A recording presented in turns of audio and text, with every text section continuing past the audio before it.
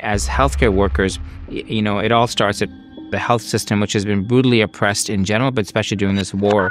Actually, the healthcare system has been intentionally destroyed. I mean, for me, the devastation is just something I couldn't get used to. Every single day, hearing bombing, I was just in utter disbelief from the beginning till the end. I knew things were going to be bad, but I didn't think that I would be treating people on the floor. It was chaos.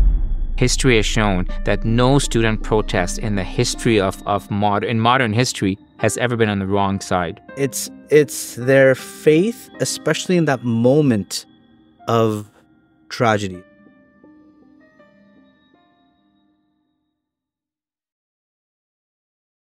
Bismillahirrahmanirrahim. My name is Dr. Yasir Khan. I'm an eye surgeon, an ophthalmologist. I specialize in eye and facial plastic surgery, both trauma and reconstructive. I've been working for the last 20 years in the Mississauga, Brampton, Oakville area, and I'm also a professor at several of the universities in the area. And I was on what I think is probably the first North American mission to Gaza in December, January. This was early on, and that was my first mission to Gaza. That's when the genocide was live streaming and a lot was going on, and nobody had gone at that point in time. I also did a second mission about 2 months later, in the beginning of Ramadan in early March, and came back, and both were about 10 days where I did a lot of surgeries in the operating room. I was primarily based at the European Gaza Hospital, which is right on the border of Khan Yunis and Rafah. Assalamu alaikum. My name is Noor Amin. I'm a primary care doctor. I've been working in Oakville, Mississauga, and the surrounding area for about a decade now. And I was had the opportunity to go to Gaza just recently. I came back about a week ago. I was there for about 10 days as well. 10 days, 2 weeks. I mean, I myself have been, over the course of my 20 years of working, I've been a lifetime humanitarian. I've been to over 45 different countries. And I've been to some really war-torn regions, that have suffered a lot of war. And afterwards, I've been to some extremely underdeveloped countries in Africa, in Southeast Asia. When this genocide first started happening after October 7th, and then it's the first genocide that's been live streamed, basically in front of us, where they've actually people have live streamed their own killing, their own mass killing and death and destruction. Really affected a lot of us. I think many of us were really quite affected by the scenes of horror and the inability of anybody to stop the war, to stop the killing, stop the slaughter, stop the children from getting killed. The whole Palestinian issue is a humanitarian issue. I mean, I don't even say pro-Palestinian anymore. I'm really pro-humanity, right? And for people that have suffered for 75 years under occupation, and not just any occupation, a brutal occupation, brutal repression, and I mean, as healthcare workers, it all starts at with the health system, which has been brutally oppressed in general, but especially during this war. As a physician, you see the destruction. You saw it too. Like, you saw the destruction of the healthcare system completely destroyed, like beyond collapse. Like, there's nothing. There's one functioning hospital now. It's a mess.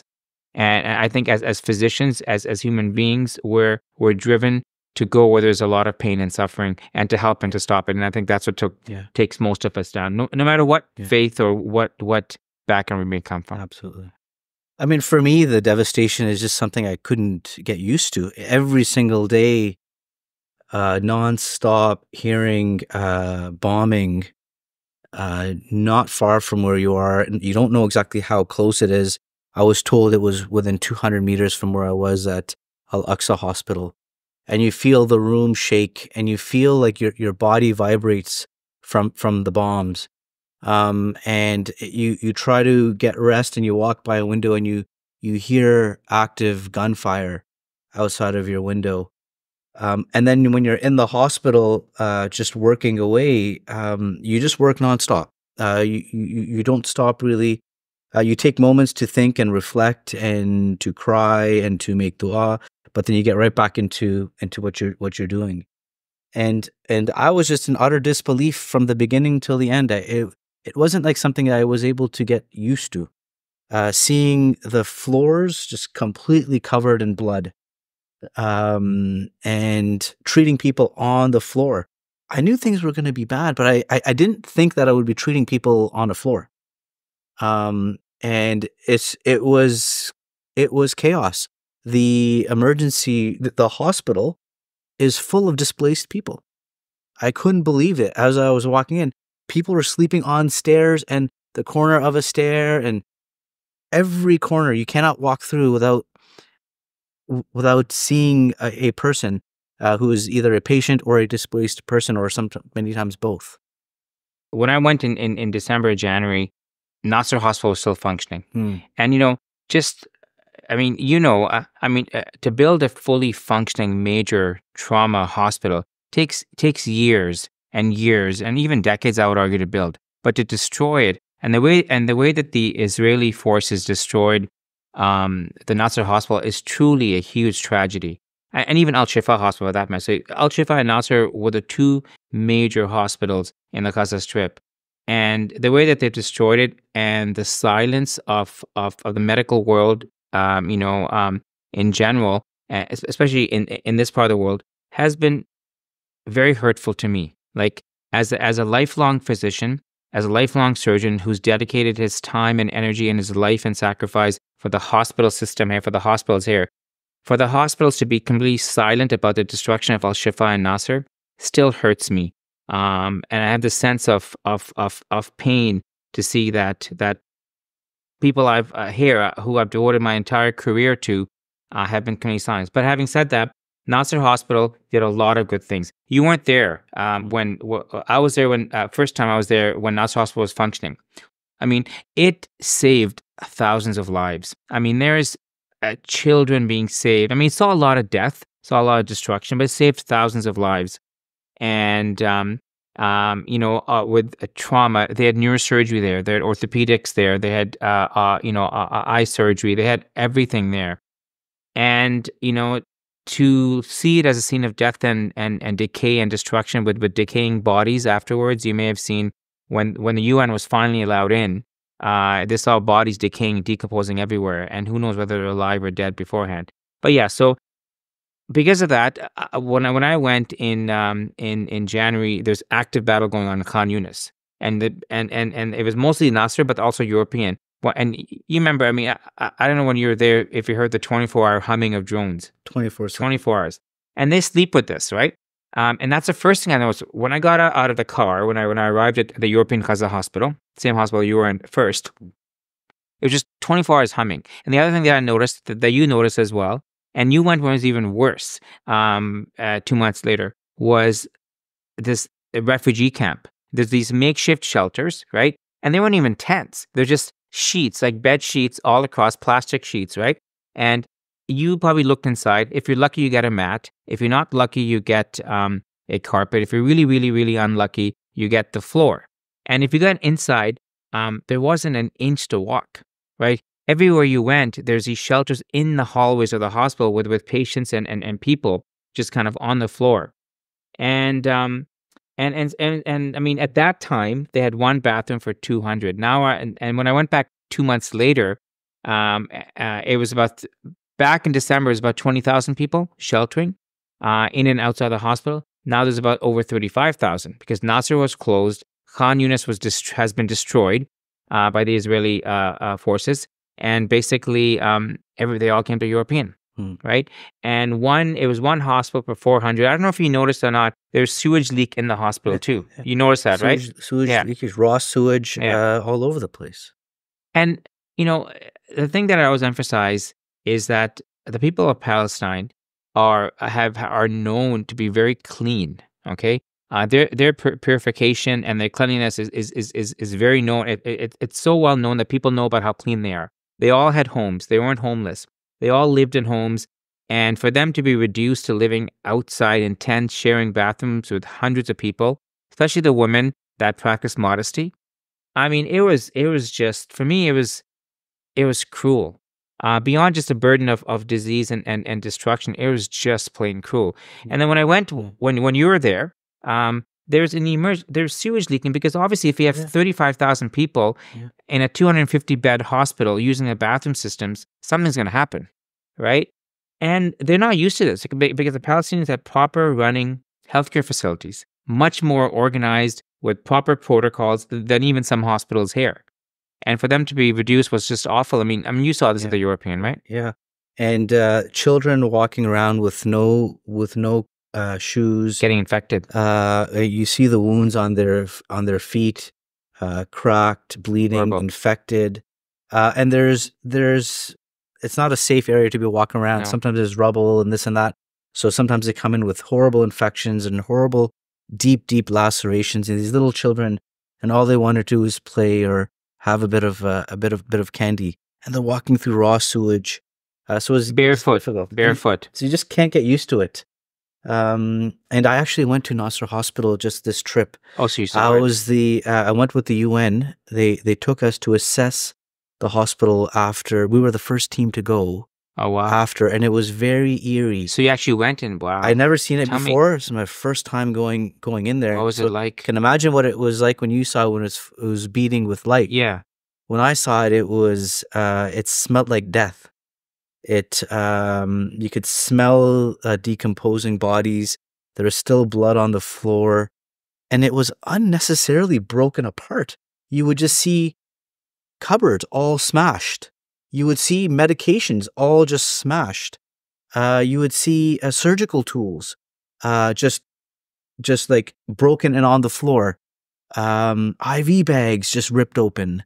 And these are very scarce and valuable resources. So I'm not sure what was the purpose behind that. And then after I left 2-3 days later, we found out that there's the mass graves that they found, and it explained why it smelled the way that it did when I was there. Well, it's bizarre, and it reflects the brutality and the viciousness of the Israeli occupation forces. Is that most militaries will go around hospitals. Okay, they'll bomb and they'll destroy, but they'll go around hospitals. This military force goes through hospitals, kidnaps doctors, tortures them. You heard about the orthopedic surgeon. I forgot his name. I knew it, but anyways, a very well-known man, saved thousands of lives. A gentle man. He's from Al Shifa Hospital. Was kidnapped and then tortured and died in torture and had marks of torture on his body. And there's still many doctors out there who are kidnapped and are being tortured in Israeli prisons as we speak. Yeah, Dr. Adnan. And if you've ever heard him speak, a gentleman, right? A true Palestinian hero of conviction. He went back when he didn't. He could have left. He stayed behind to take care of his patients. Who has that sense of sacrifice? And to see him die in torture, a man with so much knowledge. I know we're going all over it, but there's so many elements to this genocide. Is that this has been, not only an attack on it's been a specific targeted attack on Palestinian, skills, people who are trained and learn. On poets, on physicists, on artists, on physicians.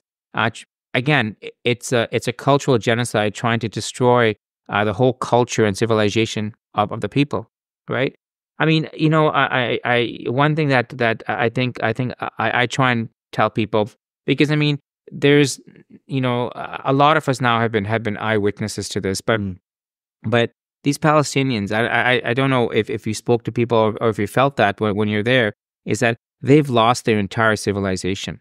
So every hangout place, every restaurant, every cafe, playground, school, university, museum, archives, where their history is kept, ancient 500 years, 600 years, the first mosque built by, I believe it was Hazrat Omar, was destroyed. Ancient churches that are over 500 years old destroyed. Hospitals destroyed. And 80% of their homes, 90% of their homes completely gone and destroyed after they've left. And also, if you probably noticed in Khan Yunis, when you went to Nasser Hospital, they've depaved the roads, right? Complete flattening of the place. And, they've lost everything. And so that by itself, beyond just the burden of disease and death and whatever, is huge on them. Yeah. Huge. Yeah. As I was driving to Nasser Hospital, I was trying to see if I could see one home that would be, livable. I was not able to see one home that was even livable.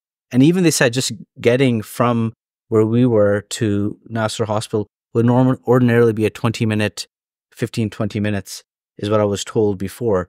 It would take several hours to go there because of the debris and the rubble that's there. And that can't be cleared because they don't have the trucks and the tools. And if you walk around there again, you can still smell the decomposing bodies that are underneath the rubble that are yet to be discovered. I mean, at every corner in Khan Yunis, when I left, so when I was at the European Gaza hospital, because of some bombings going on, I couldn't go right into Khan Yunis. I wanted to, but I went on the outskirts, and when I saw makeshift graveyards. You saw them at every corner. I mean, there's no graveyard there before, but because there's been so many dead, well over 50,000 probably. I mean, the official estimates are now, I think, 42,000, but it's well over 50,000 dead, right, that we know of, that are not under the buildings. But there's makeshift graveyards everywhere. So they've set up these graves, I mean, everywhere, when there was nothing before. So it's, and there's children playing in and around it, Yeah. sleeping right next to it, right, a makeshift graveyard. So it's just been, it's been awful. Yeah. Yeah. And it was for me very eye-opening being there, seeing this destruction, seeing this complete kind of decay. Yet the people were so positive. And sure, they're tired and exhausted and hoping and praying for the genocide to end. But at the same time, they were very positive and were not complaining of much. They didn't have much to eat. And if they were to get a morsel of food, they would give it away to someone else. They would just be so generous, despite being with what I would see as materially very little, if nothing at all. When I went again in March, a few months later, I mean, the healthcare workers were burnt out. I mean, no doubt, I could see the deterioration of the hospital. I could see even within the nurses, they were just. I mean, you didn't see them in December, but you know what? I mean, they were burnt out.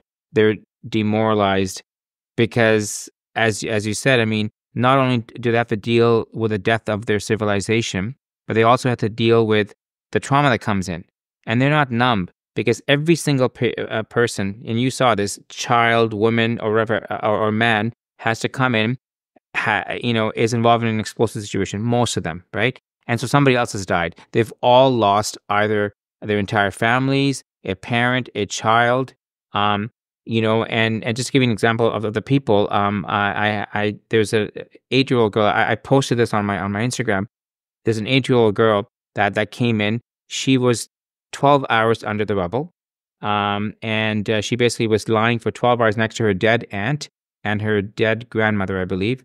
And she lost her mother and her siblings. Her father survived, but she had to have urgent surgery on, to save her leg.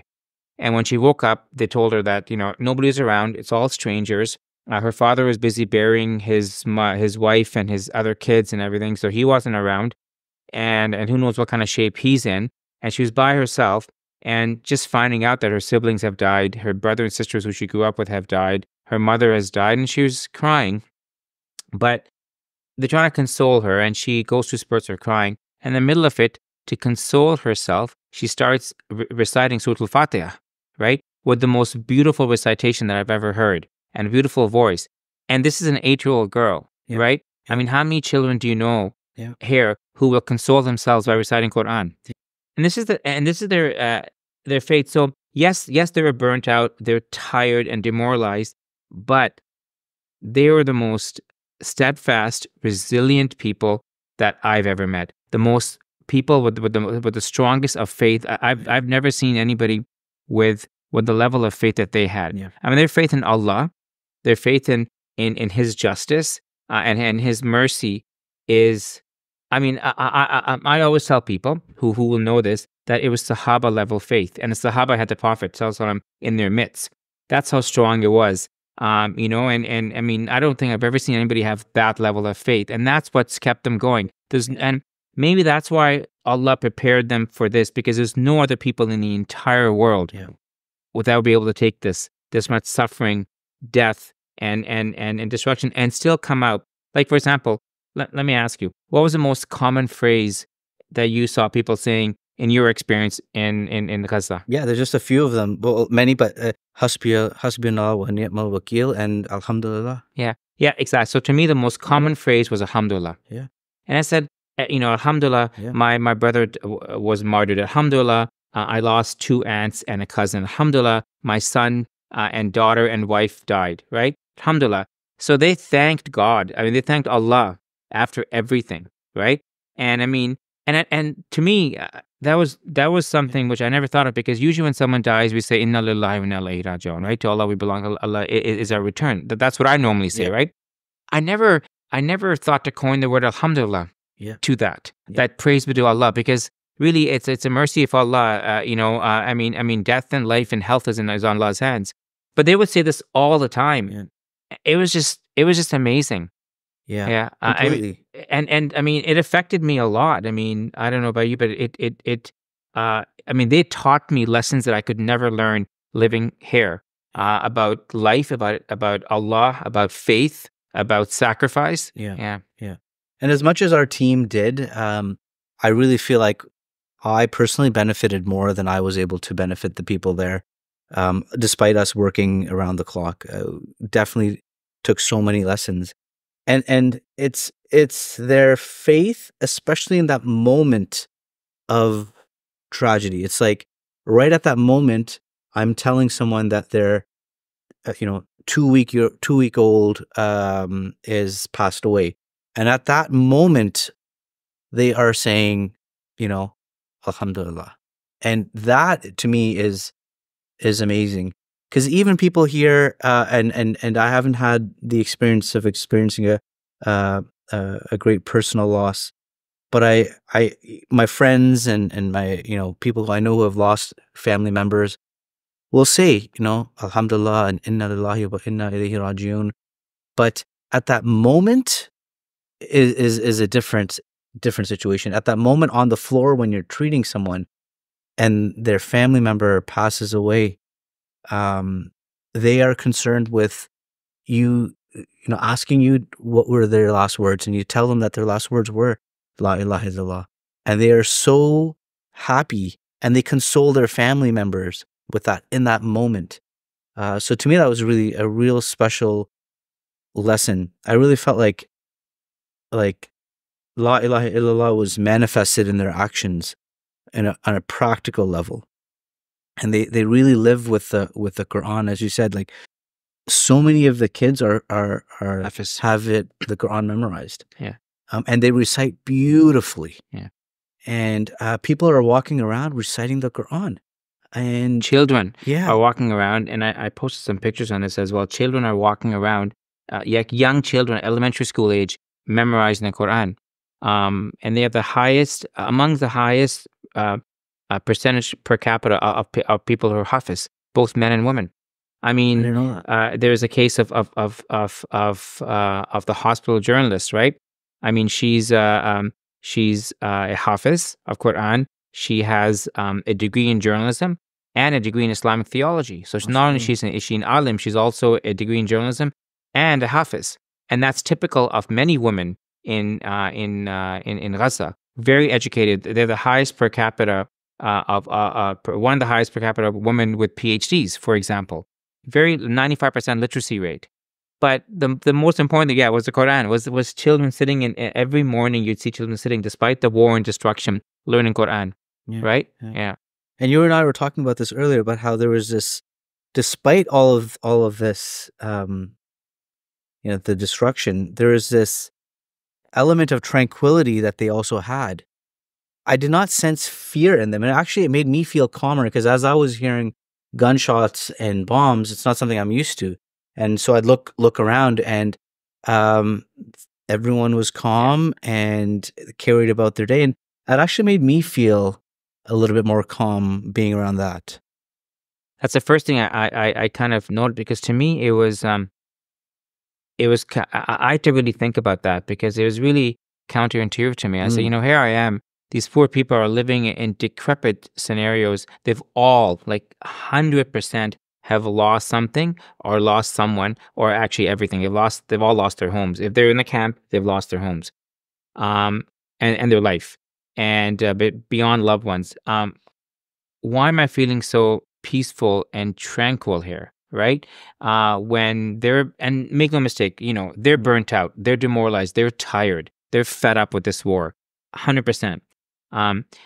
But why am I feeling like that? It was because of the people and their faith. I almost said that their faith, their iman, is contagious. Like it's infectious. And you really felt that, right? I mean, I really it was just amazing to see, and the devotion to Salah, their devotion to patience. And the other thing is that, to them, like, I was there. I mean, from a surgical point of view, in one day, in one day, I saw 15 amputations, 2 arms, 1 leg, 1 arm, mostly children, majority of them children. 70% of them, you saw this. There's children everywhere. Everywhere with missing limbs. Children everywhere, missing limbs, but children in general running around everywhere. So that the majority, it is true, the majority, and it's a young population. The average age is, I think, 17 or 18 in the Gaza Strip. Young population. Because the older ones are killed off by the Israeli forces. I mean, among other reasons. And but there's children everywhere. So when a U.S. funded bomb, that's a U.S. bomb, is dropped, that's 2,000 pounds. You're gonna kill neighborhoods and mostly children and women, because that's all we saw mostly, right? Yep. So most of these patients I saw that were amputated were children. Yeah. Right. And I mean, this is like, so you see that. I mean, the image I remember is of a woman carrying her dead 8-year-old, screaming at people. He's covered with rubble, screaming at people to check his pulse, right? In the mass chaos, when the mass casualties would come in, you saw this. You must have seen this. That people all over the floor. Yeah. There was a child who was 2 years old, who was on the floor with a head trauma. He's lying on the floor. His mother was actually a Palestinian UN worker, was up in the OR. He lost his aunt and his sister, and she was being operated on, up in the OR. So nobody paid attention. In the mass chaos, he sat there with head trauma for 2 hours, the child, until somebody picked him up and said, "What's this?" And he ended up going to neurosurgery. This is at the European hospital where we have neurosurgery. I don't know what happened to him because I left. This was on the last day that I was leaving. And while his mother was up there, who knows whether she'll survive or not. And he saw so much of that. Yeah. And, but I mean, despite that, they're able to keep their faith. Yeah. Right. Yeah. Yeah. And hope. They have such hope. Yeah. Such hope, as well, for hope for things to get better and for their lives to be rebuilt, and for the next life as well. First and foremost, and again, their generosity was just unbelievable. Oh, yeah. They would wait till the end of the day. I'd be operating sometimes till 10, 11 p.m. and they wouldn't eat like the doctors. They would have whatever they had. They would, you remember they had some a bit of hummus that they made themselves in front of me with chickpeas, and they had the beans, canned tuna, some rice, maybe, mostly a lot of bread, and they would wait till I would finish my OR and come back, and they would not start eating, and they would share everything with me, and it was amazing. But I agree with the hope as well. I mean they kept their hope. Yeah. I don't know what they asked you. They didn't ask me of much at all, other than they said, "Please go and just tell the world that don't forget about us, and to keep them in their prayers." And they would tell me to say thank you to my friends who had sent any little thing to say thank you for making them feel like they matter. But they didn't ask for much at all. Really, I think they just wanted to be acknowledged as humans by the rest of the world because sometimes they feel alone. And they said, thank you for coming, and please tell others to come and visit us. Well, it's a good point. I mean, I mean, this is classic. Listen, let's face it. We live in a colonial state. I mean, we colonized the Indigenous Canadians and Americans, and so we're colonists. Israel is a settler colonial nation. We know this. And so what colonialists do is that they will dehumanize the people that they're colonizing, right? And the Palestinians, being colonized people and being oppressed, have been dehumanized. Because one thing I found, and I mean obviously I knew this, but it was even more solidified, was they're the most civilized people I've ever met.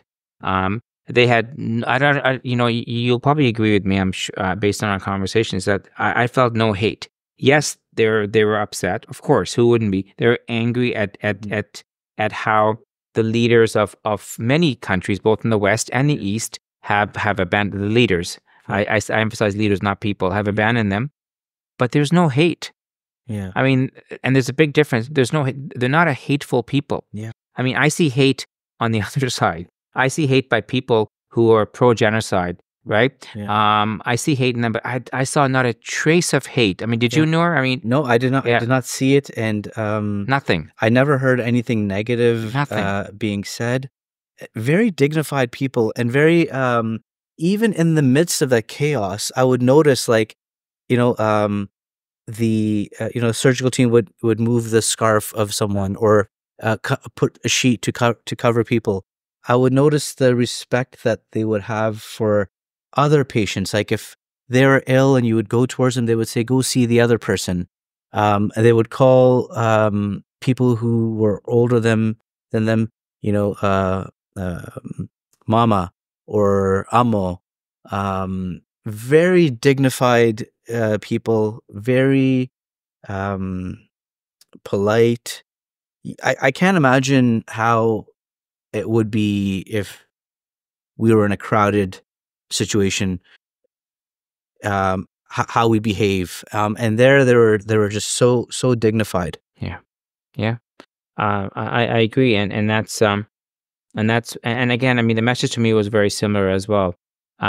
They asked me to be a voice for them, and to speak out for them, and to support them. But number one, number two, they also knew everything that's going on. They see everything, so they knew at the time when I went in December, January, and when I went again in March, they knew about the protests going on. And I also told them stories about how they are now the most loved people in the world. Yes, it took a horrible genocide to do it, but they are now the most loved people in the world. And I'm proud to be associated with Palestine now. Many Palestinians here are proud to be Palestinians now because they are the most loved people in the world now, and that really made them feel really reassured. And they actually some of them didn't realize that. Coming from a Westerner's perspective, to tell them that how loved they are by everybody, not only a certain kind of humanity, by a whole of humanity. Forget the elites and the governments and the current leaders of the world, but the majority of the people of the world love them. And that really made them feel really good. Even now when I communicate with them, they are ecstatic about the protests, about student protests. They know, because unlike everybody else here in the Western part of the world, they're smart. They study history.